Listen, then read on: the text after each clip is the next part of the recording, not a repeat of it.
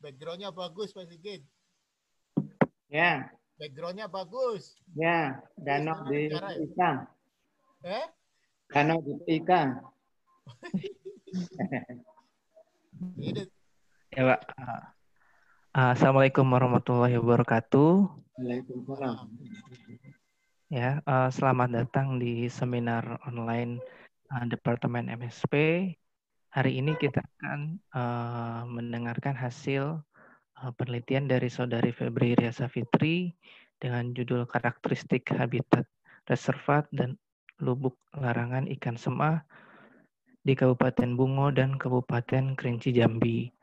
Sebelumnya saya ucapkan terima kasih kepada para pembimbing, Bapak Profesor Dr. Insinyur Sulistiono dan Bapak Dr. Insinyur Sigit Haryadi. Baiklah, sebelum kita memulai seminar hari ini, saya akan menjelaskan peraturan seminar untuk hari ini. Seminar terdiri dari 3 sesi. Sesi pertama adalah sesi pemaparan oleh Saudari Febri dengan durasi 15 menit. Bagi para peserta harap di-mute ya audionya agar tidak mengganggu jalannya seminar. Kemudian dilanjutkan untuk sesi kedua. Sesi kedua adalah sesi tanya jawab dengan durasi 30 menit. Kepada peserta harap memperhatikan dan mempersiapkan pertanyaannya. Untuk cara bertanya dapat dilakukan dengan cara mengangkat tangan atau raise hand. Raise hand dapat dilakukan dengan cara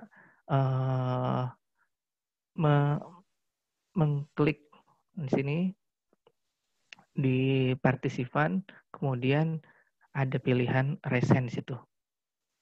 Jadi nanti tinggal tekan raise hand, nanti saya akan persilakan untuk bertanya. Kemudian untuk sesi ketiga adalah ulasan dari para pembimbing. Oke, baiklah. Selanjutnya kita masuk ke sesi pertama, yaitu pemaparan hasil penelitian dari Saudari Febri. Kepada Saudari Febri, saya persilahkan.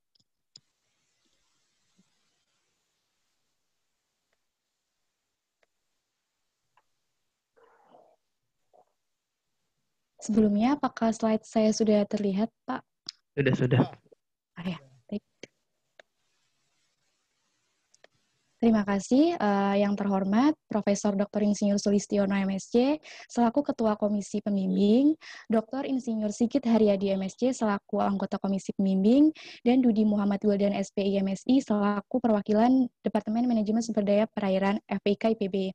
Di sini saya akan mempresentasikan hasil penelitian saya yang berjudul Karakteristik Habitat Reservat dan Lubuk Larangan Ikan Sema Taur Doronensis Valencina 1842 di Kabupaten Bungo dan Kabupaten Kerinci, Provinsi Jambi. Oleh saya sendiri, Febri Riasa Fitri, NIM C241600056, di bawah bimbingan Profesor Dr. Insinyur Sulistiono MSc dan Dr. Insinyur Sigit Haryadi MSc.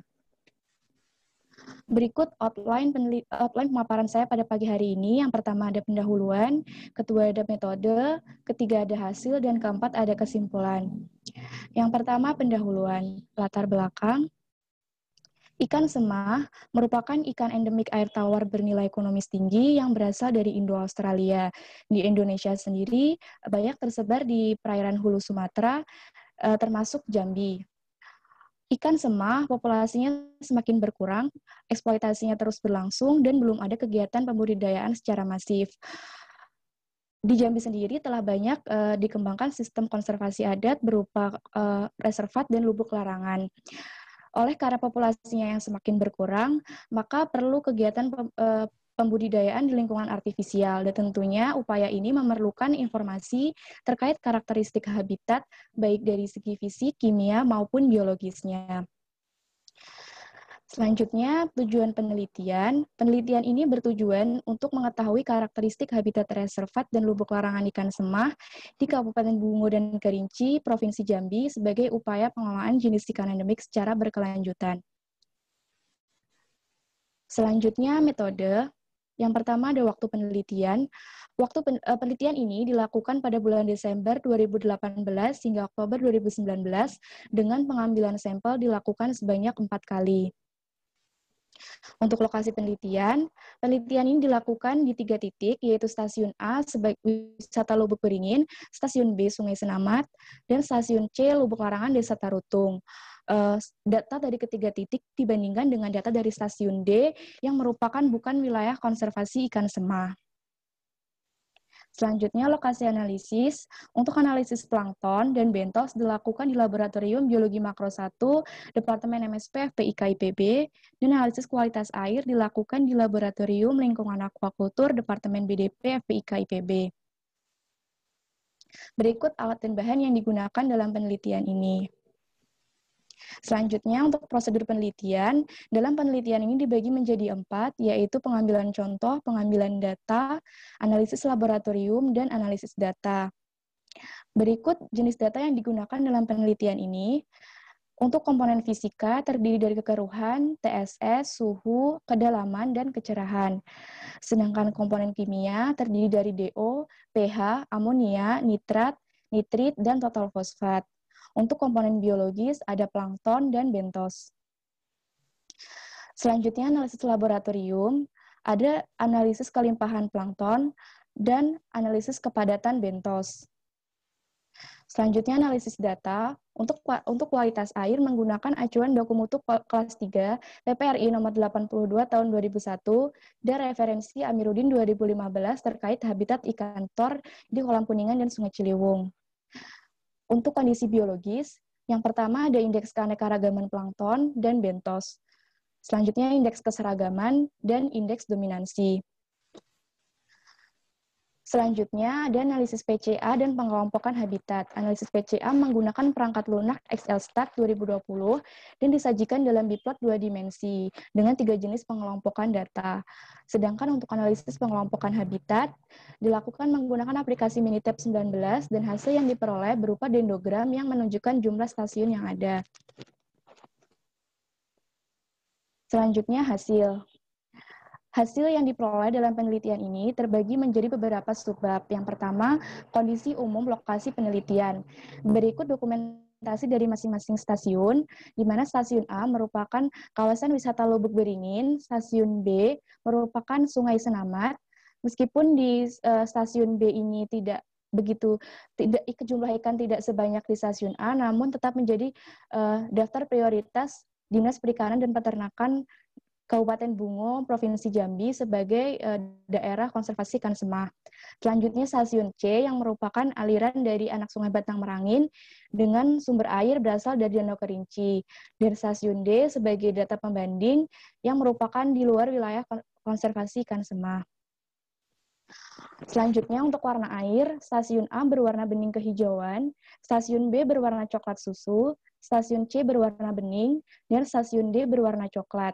Untuk kondisi substrat, stasiun A berupa batu besar dan kerikil, stasiun B berupa batu kerikil dan pasir berlumpur, untuk stasiun C berupa pasir dan sedikit kerikil, sedangkan stasiun D berupa pasir. Untuk lingkungan sekitar lokasi penelitian, untuk stasiun A berupa pemukiman penduduk dan hutan, stasiun B pemukiman padat penduduk, stasiun C berupa pemukiman pedesaan, dan untuk stasiun D hutan serta aktivitas penambangan. Untuk jenis pemanfaatan oleh masyarakat sekitar, stasiun A digunakan untuk mandi, mencuci, aktivitas rumah tangga lainnya, serta kegiatan wisata. Stasiun B digunakan untuk mencuci pakaian dan kendaraan, stasiun C digunakan untuk kegiatan budidaya, dan stasiun D digunakan untuk kegiatan penambangan.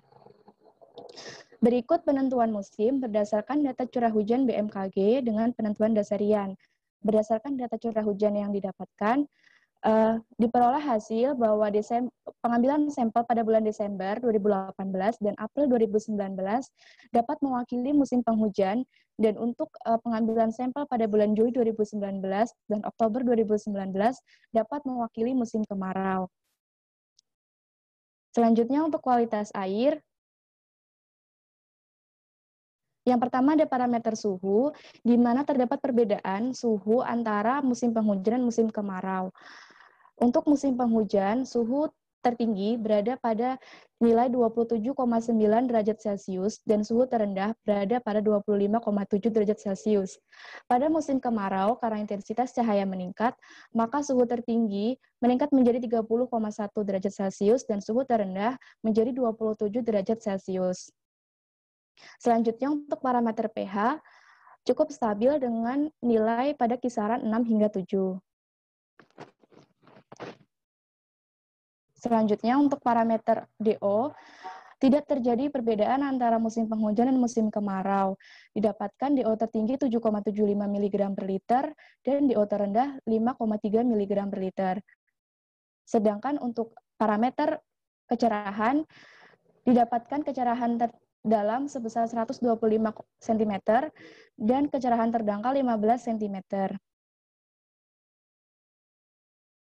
Untuk kedalaman cukup bervariasi pada musim penghujan dan kemarau. Hal ini dikarenakan saat musim penghujan debit air meningkat sehingga kedalaman terdangkal diperoleh 90 cm dan kedalaman terdalam sebesar 337 cm. Sedangkan saat musim kemarau debit air berkurang sehingga kedalaman berkurang, kedalaman tertinggi terdalamnya 115 cm dan kedalaman terdangkal 25 cm. Untuk TSS, diketahui bahwa stasiun B cenderung memiliki nilai TSS yang lebih tinggi dibandingkan dengan stasiun lainnya. Hal ini sebanding dengan nilai kekeruhan, di mana stasiun B juga memiliki nilai kekeruhan yang lebih keruh dibandingkan dengan stasiun lainnya. Namun terjadi perbedaan antara musim penghujan dan kemarau, di mana saat musim kemarau, kekeruhan cenderung turun dibandingkan musim penghujan. Selanjutnya, untuk kadar amonia, diperoleh amonia tertinggi 0,76 mg per liter dan amonia terendah 0,08 mg per liter. Selanjutnya, untuk kadar nitrit, diperoleh nitrit tertinggi 0,31 mg per liter dan nitrit terendah 0,03 mg per liter. Sedangkan untuk kadar nitrat diperoleh nitrat tertinggi sebesar 0,8682 mg per liter dan kadar nitrat terendah sebesar 0,01 mg per liter. Dan yang terakhir, ada parameter total fosfat, di mana total fosfat tertinggi sebesar 1,31 mg per liter dan total fosfat terendah sebesar 0,16 mg per liter. Selanjutnya, komponen biologis dapat dilihat bahwa untuk plankton, stasiun A cenderung memiliki kelimpahan yang lebih tinggi dibandingkan dengan stasiun lainnya. Sedangkan untuk bentos, stasiun C cenderung memiliki kelimpahan yang lebih tinggi dibandingkan dengan stasiun lainnya. Kemudian untuk komposisi plankton, dari keempat stasiun memiliki kesamaan, yaitu didominasi oleh jenis Bacillariophyceae. Sedangkan untuk komposisi bentos, dari keempat stasiun memiliki bentos dominan yang berbeda-beda. Namun secara keseluruhan, Goniobasis mendominasi jenis bentos yang ada. Selanjutnya, indeks Hennen-Wiener. Berdasarkan klasifikasi ODUM 19-9, didapatkan bahwa untuk plankton, keanekaragamannya rendah dan keseragamannya tinggi, dengan dominansinya rendah. Nilai dominansi yang rendah menunjukkan bahwa struktur komunitas tersebut berada dalam keadaan yang cukup stabil. Untuk bentos, didapatkan nilai keanekaragaman yang rendah, keseragaman yang rendah, dan nilai dominansi yang tinggi. Sebaliknya, nilai dominansi yang tinggi menunjukkan struktur komunitas tersebut berada dalam keadaan yang kurang stabil. Selanjutnya, analisis PCA dan pengelompokan habitat. Di sini analisis PCA hanya digunakan untuk mengetahui komponen utama dari masing-masing stasiun. Untuk stasiun 1 dan stasiun 3 pada parameter kualitas air, terdapat kesamaan, yaitu komponen utamanya berupa amonia, kecerahan, kedalaman, dan total fosfat. Sedangkan untuk kelompok plankton, didapatkan jenis plankton terbanyak berada pada stasiun 1. Selanjutnya, untuk kelompok bentos, jenis bentos terbanyak ditemukan pada stasiun 3.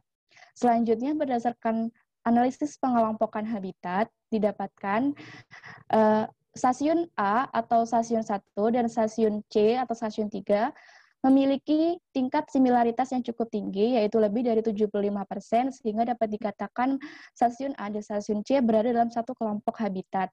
Sedangkan stasiun B dan D atau stasiun 2 dan 4 berada pada kelompok habitat yang berbeda karena memiliki tingkat similaritas yang cukup rendah, yaitu kurang dari 30%. Selanjutnya, kesimpulan dan saran.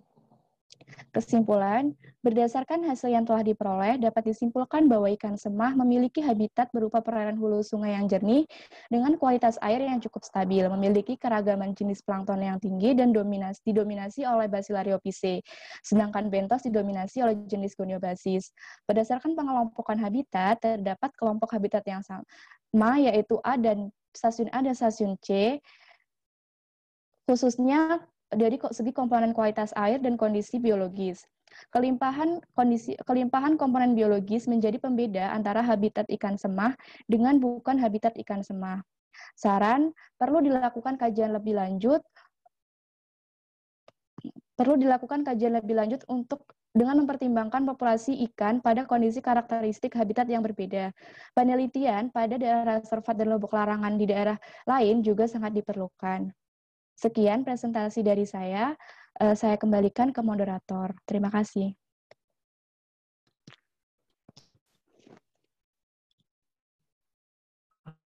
Oke,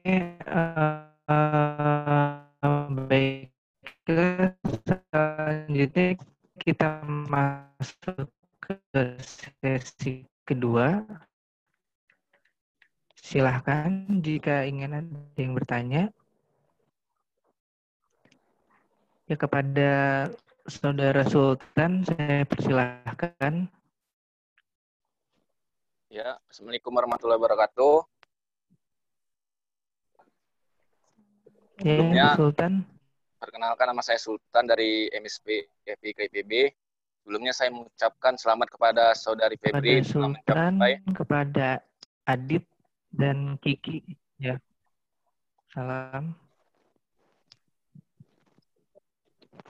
Saya ingin menanyakan mengenai berdasarkan hasil yang telah dipaparkan oleh Saudari Febri tadi, terdapat beberapa parameter yang nilainya berbeda, parameter suhu. Kira-kira bagaimana pengaruhnya ke kondisi ikan semah?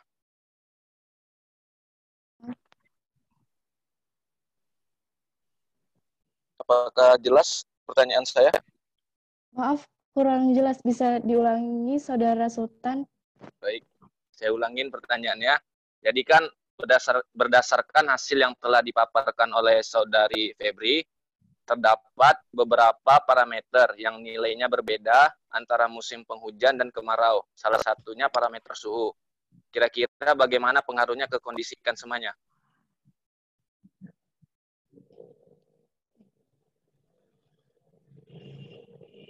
Apakah sudah jelas, Saudari Febri? Sudah. Terima kasih.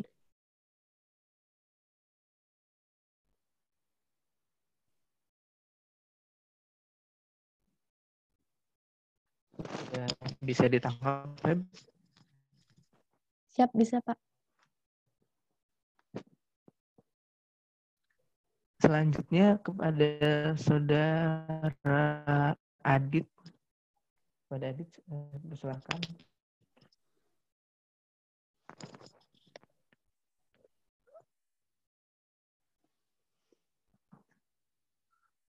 Ya, kepada Saudara Adit, saya persilahkan untuk bertanya. Ya. Jika belum ini, saya lanjutkan ke Saudari Kiki ya. Kiki Rahmawati. Iya, terima kasih. Assalamualaikum warahmatullahi wabarakatuh. Adit, Kiki, halo. Iya, apakah kedengaran? Ada di chat. Ya, mengapa penelitian dilakukan selama satu periode musim besar? Baik. Waalaikumsalam. Ya, silakan. Oke, terima kasih atas kesempatan. Ada kedengaran. Iya, lanjutkan. Oke, terima kasih atas kesempatannya. Sebelumnya saya ucapkan selamat kepada Saudari Febri atas seminarnya. Jadi ada satu hal yang ingin saya tanyakan mengenai parameter kekeruhan dan TSS. Kenapa di stasiun B paling tinggi dari stasiun lain? Bahkan tadi sempat dipaparkan bahwa data bulan Desember sangat signifikan perbedaannya. Nah, itu kenapa ya? Terima kasih. Apakah sudah jelas pertanyaannya? Ya, terima Oke, kasih. terima kasih. Wassalamualaikum warahmatullahi wabarakatuh.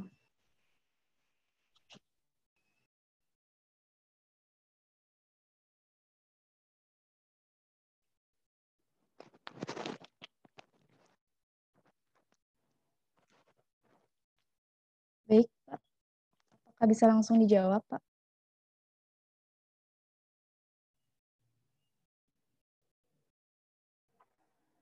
Dijawab saja, Feb. Silakan. Budinya hilang. Oh ya, baik Pak. Terima kasih atas pertanyaannya. Yang pertama dari Saudara Sultan yang bertanya terdapat untuk parameter suhu terdapat nilai yang cukup berbeda antara musim penghujan dan musim kemarau. Bagaimana pengaruh ke kondisi ikannya? Baik, ikan sendiri merupakan hewan ektotermik di mana dia tidak mengeluarkan suhu tubuh, melainkan dia akan menyesuaikan dengan suhu lingkungannya. Jadi dengan perbedaan suhu saat musim penghujan dan musim kemarau, ikan akan melakukan adaptasi, baik adaptasi fisiologis, kimia, tingkah laku maupun morfologis untuk tetap bertahan hidup di lingkungan tersebut. Jadi memang dia sudah memiliki adaptasinya sendiri, dan adaptasinya tergantung dari jenis ikannya. Dari masing-masing jenis ikan memiliki cara adaptasi yang berbeda-beda. Ikan akan mengadaptasikan diri sesuai dengan kondisi lingkungannya. Sekian.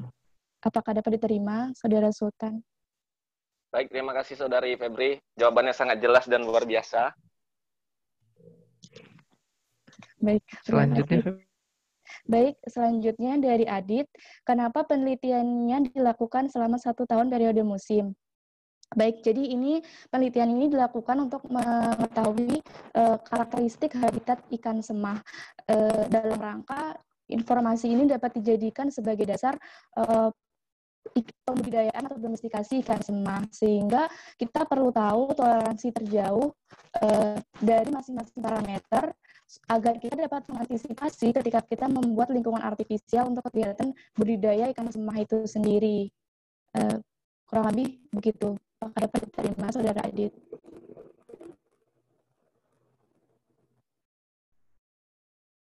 Bagaimana? Baik.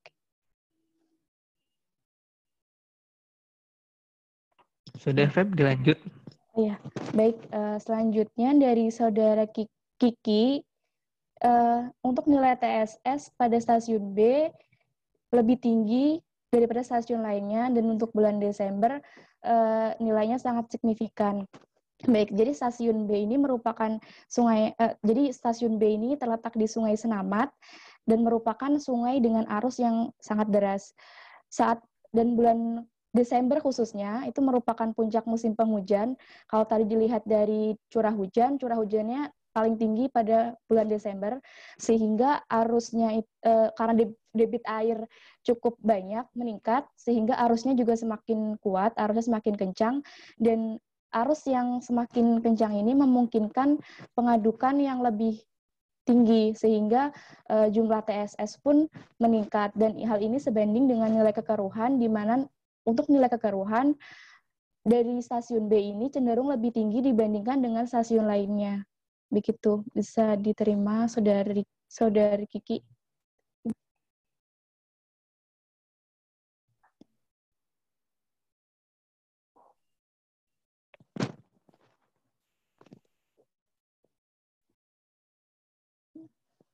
Lanjut.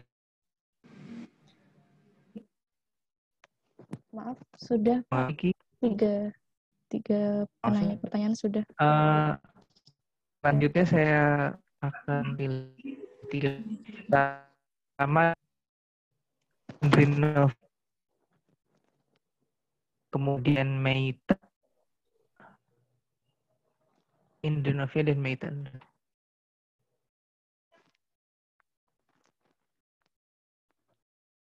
Dan Meita, silakan.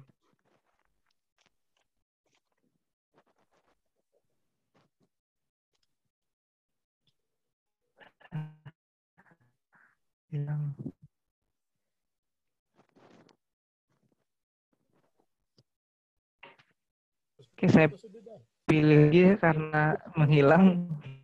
Assalamualaikum. Hai, Dan. Hai. Silakan. Saya Meta. Iya, Bang. Saya Meta dari MSP ingin bertanya, apakah makanan dari ikan sema itu sendiri sebelumnya sudah dijelaskan bahwa yang paling baik ditemukan yaitu kelompok dari Basilario piscae. Apakah itu makan utamanya? Terima kasih.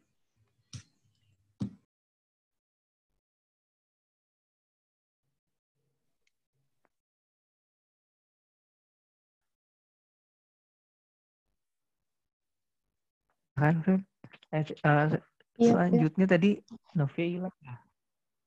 Tunggu dulu ya, lagi. Novia, saya pilih siapa nih? Nah ini Indri Novia, silahkan. Pertanyaannya disampaikan. Iya, baik. Terima kasih atas kesempatannya. Perkenalkan, saya Indri Novia dari Fakultas Kehutanan. Di sini saya mewakili dari luar bidang perikanan ingin menanyakan soal apakah yang mendasari Saudari Febri untuk memilih ikan semah sebagai objek penelitian ini. Terima kasih. Satu lagi, Feb, dari Heraledi, silakan kepada Heraledi sampaikan pertanyaannya. Ya, halo. Ya, Hera. Ya, silakan. Nama Heraledi dari MSP ingin bertanya kepada Febri, mengapa memilih lokasinya di Kerinci dan Bungo? Padahal tadi Febri menjelaskan bahwa di Jambi sendiri telah banyak berkembang sistem reservat dan lubuk larangan ini. Terima kasih. Silahkan dijawab oleh Febri. Untuk Baik, Bang. Bertanya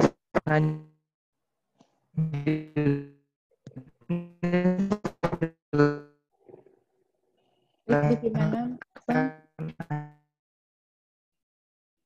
Tangannya ya. Oh, ya. Baik, untuk Ya, pertanyaan. silahkan dijawab, Feb. Iya, Bang. Baik, untuk pertanyaan Meta, apakah makanan dari Silahkan untuk dijawab. Iya, Bang. Apakah makanan dari apa makanan dari ikan semah, apakah ditemukannya plankton Basilario piscae memang itu makanan utamanya? Baik, Meta, saudari Meta, sebelumnya telah dilakukan oleh telah dilakukan penelitian oleh Museum Zoologi Bogor pada tahun 1985, memang cukup lama, terkait makanan ikan tor pada umumnya, dan didapatkan bahwa ikan tor ini memang omnivora dengan komposisi makanan berupa fitoplankton, zooplankton, jentik nyamuk, buah-buahan, biji-bijian, sisa dedaunan, dendritus, dan masih banyak lagi jenis bahan yang tidak bisa teridentifikasi. Dan karena diketemukannya Basilario piscae ini memang tidak semata-mata memang itu makanan dari ikan semah. Bisa jadi memang kondisi lingkungan perairannya memang mendukung untuk hidup si Basilario piscae ini begitu. Sedangkan untuk jenis plankton dan bentosnya yang dimakan oleh ikan semah sendiri itu jenisnya apa? Belum begitu mempelajari lebih lanjut terkait kebiasaan makan si ikan semah ini gitu. Bagaimana saudari Meta? Febri, jelas. Terima kasih. Baik, sama-sama. Selanjutnya dari Indri, mengapa memilih ikan semah? Baik, jadi ikan semah ini sendiri itu cukup istimewa. Ikan semah ini merupakan ikan air tawar yang bernilai ekonomis tinggi. Dia berasal dari famili Cyprinid, satu famili sama ikan mas, tetapi nilai ekonomisnya sangat berbeda jauh begitu. Di Balai Penelitian dan Budidaya Bogor, ikan ini dijual seharga 500 hingga 1 juta rupiah 1 kilogramnya. Daripada tahun 2014, Kiat melalui penelitiannya menyatakan bahwa ikan semah ini di Malaysia, ikan semah yang berasal dari Indonesia, telah dijual seharga 1.200.000 rupiah atau sekitar 400 ringgit. Jadi ikan semah ini memang nilai ekonomisnya sangat tinggi, sedangkan stoknya masih bergantung dari alam, belum ada kegiatan pembudidayaan secara massal. Oleh karena itu, perlu ada kajian terkait, salah satunya terkait karakteristik habitat, untuk apa? Untuk dijadikan sebagai dasar informasi pembuatan lingkungan budidaya untuk kegiatan, untuk pembudidayaan ikan semah ini. Begitu. Saudari Indri.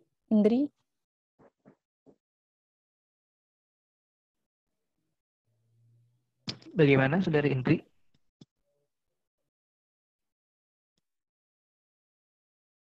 Halo?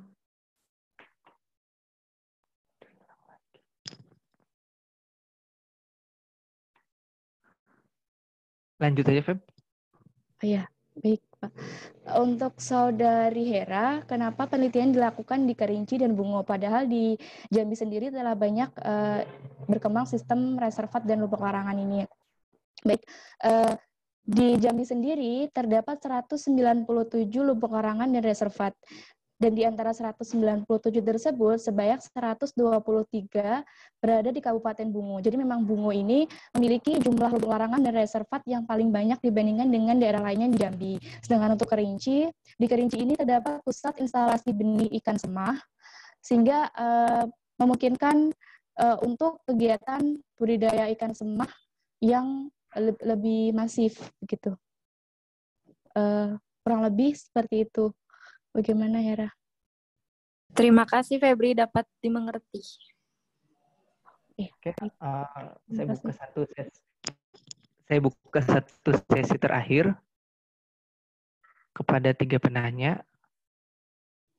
Kepada Desnita, silahkan.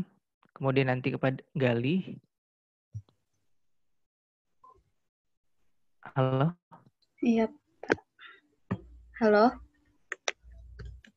Ya, kepada Desnita ya, selanjutnya. Desnita dan Gali. Ya, baik, terima kasih atas kesempatannya. Sebelumnya selamat buat Saudari Febri yang sudah melaksanakan seminar hasil.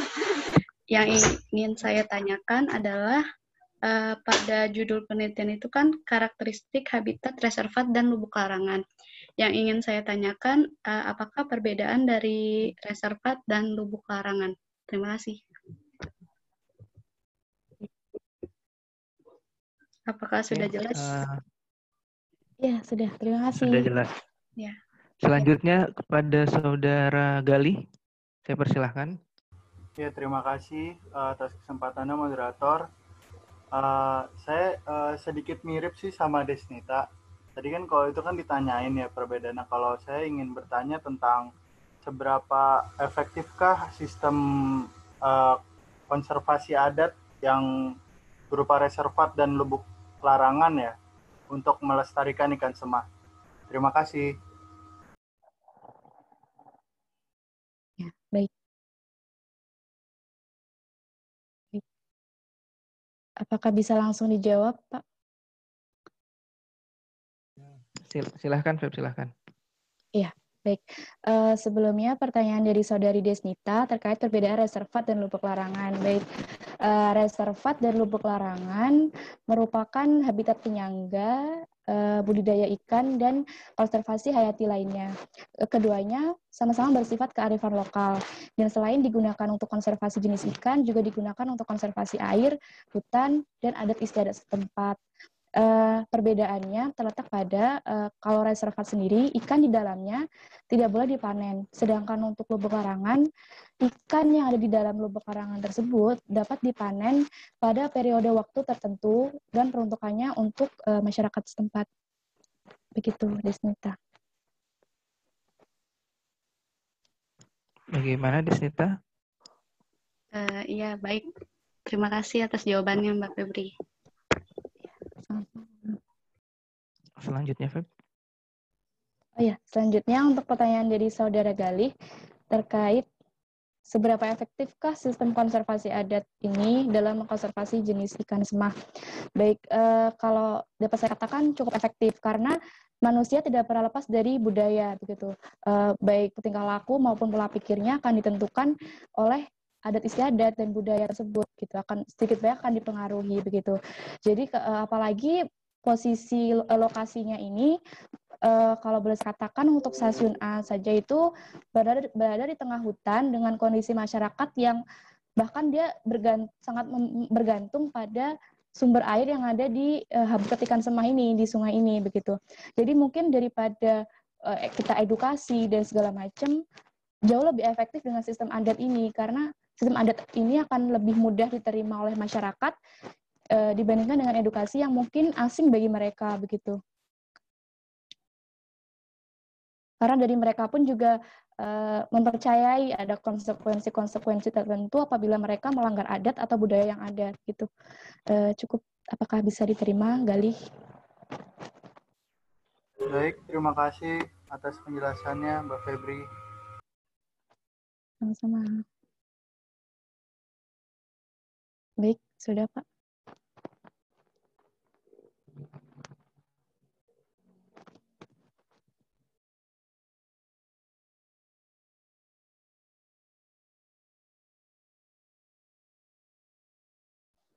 Jadi masih mute. Ya, karena semuanya sudah dijawab dengan baik, saya tutup untuk sesi yang kedua. Terima kasih atas semua pertanyaannya. Kemudian saya lanjut ke sesi yang ketiga adalah sesi ulasan dari para pembimbing kepada Bapak Sulis dan Pak Sigit. Saya persilahkan. Apa dulu? Ya, apa dulu, Dut? Pak Sigit dulu. Silakan Pak Sulis apa saya? Oke, jenengan dulu. Oke, baik. Terima kasih kesempatannya. Ya, saya kira cukup banyak yang ikut berdiskusi, walaupun saya berharap lebih banyak lagi harusnya. Nah, pada seminar sebelumnya, siapa Saudara Adianto itu cukup banyak. Jadi harusnya semua bisa berpartisipasi. Kalaupun tidak tunjuk tangan, paling tidak mungkin bisa melalui chat, gitu ya.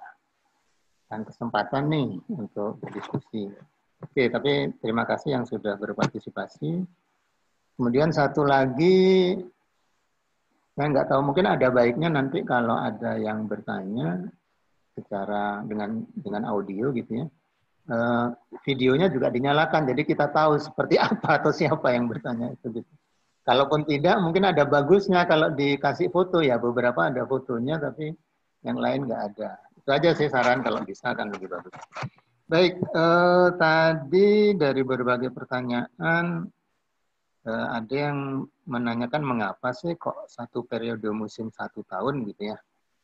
Nah, 1 tahun itu bukan satu periode musim, tapi ya 1 tahun, jadi mencakup semua musim gitu. Jadi itu yang lebih bagus saya kira. Apalagi ini S1 ya, walaupun tidak harus nih kalau S1 bisa dalam satu periode 1 tahun mencakup beberapa musim, itu jadi lebih bagus karena kita jadi tahu pada kondisi musim selama setahun itu bagaimana fluktuasinya ya. Menambahkan saja. Kemudian tadi terkait kekeruhan ya sudah dijelaskan. Hanya saja mungkin pertanyaannya harusnya kan ini Febri ini membandingkan 3 reservat ya, 3 di antaranya itu mungkin Lubuk Larangan gitu dengan yang tidak ada, yang D gitu. Nah, jadi harapannya tentu mestinya keluar tuh bahwa ternyata apakah ABC yang reservat itu beda nggak dengan yang D? Bedanya di mana terutama? Nah itu jadi karakteristik nanti keluar. Jadi artinya nanti karakteristik kualitas perairan dari reservat ini umumnya seperti ini. Apakah bisa saja disebut bahwa kisarannya cukup luas juga, atau bisa saja ternyata tidak berbeda dengan yang D misalnya gitu. Jadi mungkin nanti ke arah sana ya kesimpulannya. Lalu yang lain lagi apa ya selain itu ya? Saya kira lebih ke situ ya. Jadi karakteristik itu paling tidak dari sisi kualitas air, kemudian mungkin dari sisi tadi planktonnya juga gitu ya. Nah kalau untuk bentos ini memang agak susah kalau mau dijadikan pegangan karena bentos ini sangat terkait dengan samplingnya juga gitu ya. Jadi mungkin agak susah karena ternyata kan yang diamati juga terbatas kan, tidak pakai mikroskop, jadi hanya disebut saja bahwa kisaran bentuknya apakah berbeda atau tidak gitu aja antara yang reservat sama yang tidak. Saya kira itu kali ya, mungkin yang lain nanti tadi rasanya sudah dijawab dengan baik. Itu saja dari saya, mungkin nanti ditambahkan Profesor Sulis. Terima kasih. Ya, terima kasih.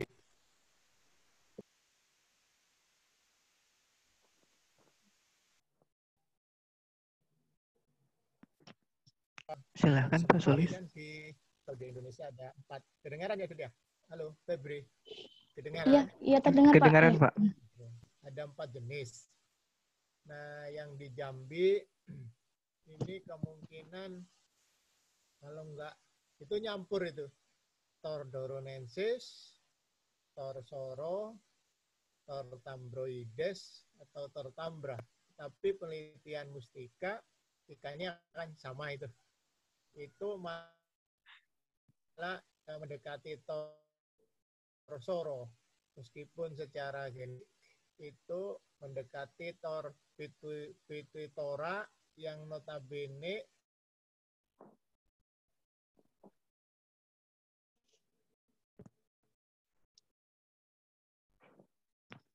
tersebut hanya siapa tahu pada waktu penemukan Tor soro, Tor pituitora di daerah Jambi, dan sekarang bisa jadi terungkap 97%.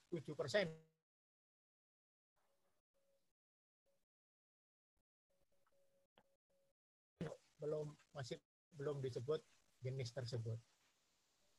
Nah, balik ke penelitian Febri, memang yang belum kelihatan parameter apa yang paling berpengaruh di stasiun A. Kalau di PCA-nya itu di jurnal kelihatan itu di abstrak yang terakhir ataupun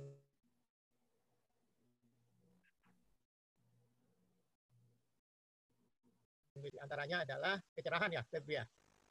Febri, iya, kedengaran? Iya Pak. Iya Pak. Iya Bapak. Ya, parameter yang berpengaruh dengan daerah itu kan yang reservat itu stasiun A. Iya Pak.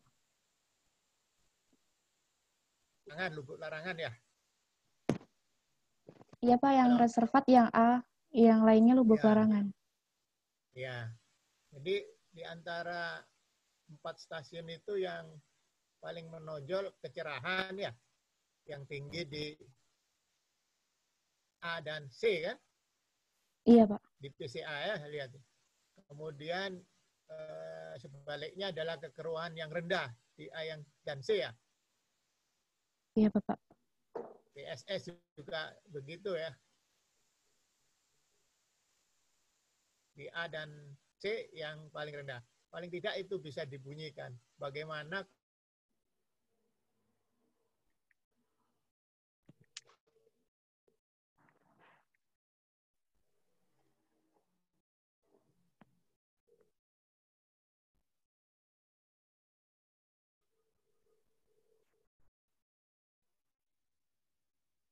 misalnya, terendap dulu. Itu kan salah satu teknik aplikasi dari penelitian ini. Kalau membentuk reservat ataupun lubuk larangan, itu airnya jangan mengalir terus-menerus. Karena sedimentasi dan kekeruhan terus-menerus ada, sehingga ikannya tidak bisa nyaman gitu. Meskipun dia perlu DO yang tinggi. Gitu. Jadi 2-3 parameter itu yang paling kelihatan di PCA itu ya. Iya, Febri ya? Iya Bapak. Tadi kok nggak muncul? Muncul Pak tadi, tapi memang tidak dilingkari begitu. Halo Bapak. Nah, seperti itu. Di antara beberapa parameter itu yang berpengaruh. Nah, plankton menurut jenis-jenisnya memang tidak berbedanya. Lubuk larangan dan juga daerah yang tidak dilindungi. Tetapi dari kelimpahan, saya kira kalau di PCA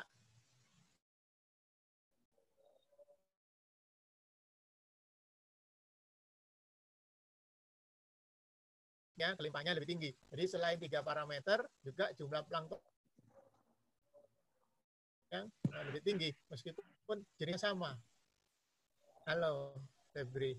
Iya, Bapak. Itu letak hasil penelitian yang harus munculkan. Baik, Pak. Nah, kemudian untuk jenis makanannya memang omnivore, ya, omnivore.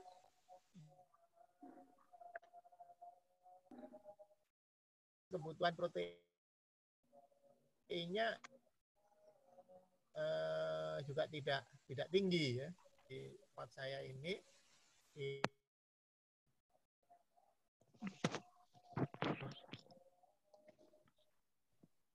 itu sehingga harganya juga mahal. Saya kira itu sementara. Febri, Judi. Sudah, Pak. Sigit informasinya. Halo? Ya, sudah. Oke. Terima kasih. Assalamualaikum. Iya, Pak. Iya, Pak. Assalamualaikum warahmatullahi wabarakatuh. Oke, terima kasih kepada Pak Sigit dan Pak Sulis yang telah memberikan ulasan. Sebelumnya suara saya terdengar? Terdengar. Ya. Iya, iya, terdengar.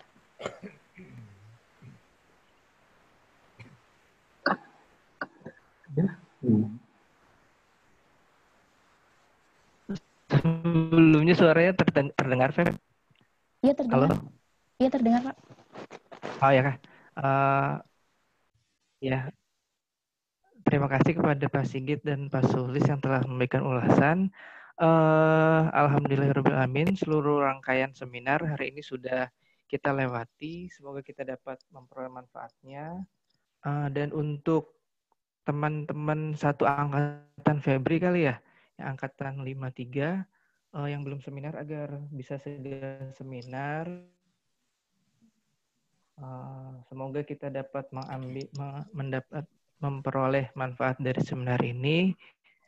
Saya tutup untuk seminar ini kepada Bapak-Bapak hal ini. Billahi taufiq wal hidayah. Wassalamualaikum warahmatullahi wabarakatuh. Selamat, Febri. Febri. Ya, terima kasih, Bapak. Yeay, congrats Febri. Selamat Febri. Selamat Febri. Selamat Febri. Woi. Banyak temannya ya. Halo Mbak Kris. Foto bersama.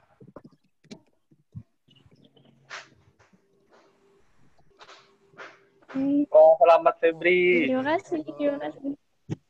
Selamat Mbak Febri.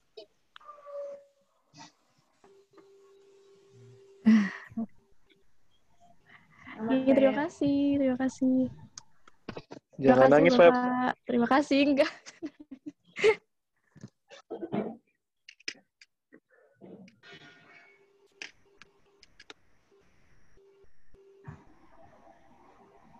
Terima kasih, Bapak.